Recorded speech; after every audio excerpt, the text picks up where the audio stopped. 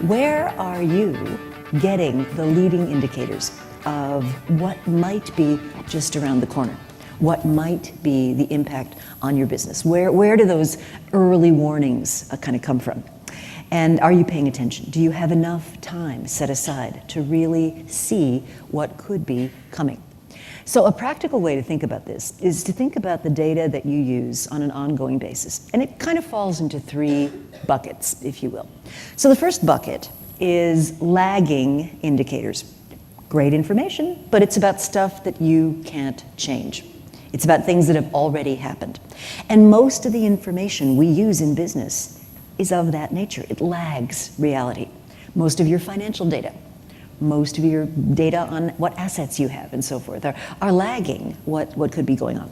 Then you've got your current indicators, which are telling you kind of where are we. You can think of it almost like your speedometer in your car, right? So what's going on right now? What are the things that are in discussion at the moment? What's going on currently? Now the hardest thing to get, and the most important in many cases, are these leading indicators. Now by definition, leading indicators are about things that haven't happened yet. So they're usually subjective. Reasonable people can disagree about what they're telling us. And they can be the source of a lot of arguments.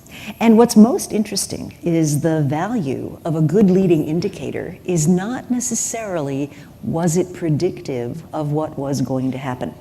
A good leading indicator is important because it incents you to take action. And that's where you want. That's what you want. We're going from a world where the assumption is stability and change is the weird thing to a world of what I call continuous reconfiguration, where what's happening is firms are adjusting their resources continuously as the environment around them change. So over time, it adds up to big changes. But what you don't see in firms that are successful at doing this are these wrenching reorganizations. You know, fire the left-hand side of the building, we've had a business reversal, that kind of stuff. You don't tend to see that. What you see, though, is a lot of small change that accumulates. And we have to get away from this weird notion that change management is something out of the ordinary. You know, there's something unusual. If you were to put change management, the term, in your friendly local search engine, you will get back 2.1 million hits. So we have this mindset of saying change is this really weird thing that has to be managed, when instead I would argue if we're adapting and changing as we go, the need for these wrenching changes is much less, much less. Second thing is a healthy disengagement.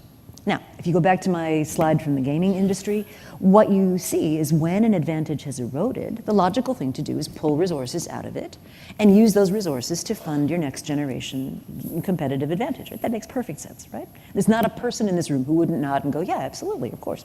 Why are you telling us this? We know this. And yet, if I go to companies and I say, tell me about your quality process, they'll have a process. If I say, tell me about your human resource processes, they'll have processes. If I say, tell me about your disengagement process, I get back these looks like, huh? What do you mean? So we do it often painfully, often late, often in a way that ensures maximum suffering on the part of everybody that's involved, but we don't do it as a process. Whereas I would argue, if you as a leader said, we're going to accept that disengagement is just part of the necessary art of doing business, and we're going to be alert to when it's required. We're going to do it well, in a healthy way, so that we keep the good people, the talent, the capabilities, whatever we've learned from this business that for whatever reason is no longer going to be dominant. Wouldn't that be better? You know, what a better way of managing this inevitable kind of ebbing and flowing of competitive advantage. Third thing, now this one's sort of existential. We need a way of separating out the resource allocation authority in our organizations from the power in the organization. Now, why is that? Because the inclination of a powerful person, if they see their advantages eroding, is going to be to defend. How well prepared are you? How well prepared are you for a particular competitive advantage to change? For a bubble in Silicon Valley to go away, for something to become radically different. And so on your tables are these questions. I won't read them, but it's things like, coming to Crew? It's things like, have I built a meaningful relationship with more than just one organization over the last couple of years? Have I done something to improve my skills? Have I made myself more valuable in some way, even if it's not directly related to my day-to-day job? Have I taken a course? Have I invested in myself, building myself? So these are some takeaway questions you can think about as you're thinking about, is my career, me, going to be robust, whatever happens to the particular organization or competitive advantage I currently have? And my suggestion is if you answer no to more than about half of these questions, I would do some soul searching. I'd really think about, am I just so heads down busy today that I'm not investing enough to be resilient for the future? And I think just when it comes to women, we were talking about this morning, I think many of us are such perfectionists. It's all got to be absolutely right before we will take an action, that sometimes that slows us down, it gets in the way sometimes. And so what I advise people to think about is, how fast and roughly right can you get things? And that I think is a good question to be asking yourself. It doesn't need to be perfect. So is there any good news in all this? I often get asked, why, this picture you're painting looks pretty grim. And I actually think there is.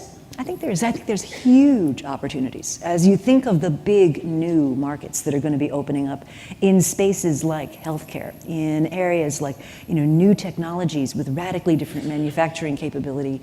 When you think of the power of things like programmable cells and 3D printing and just major areas opening up. Certainly the incumbents are justifiably worried about being disrupted, but you can be the disruptors. And it's, a single individual today has more potential for global reach than a multinational corporation did even 40 years ago.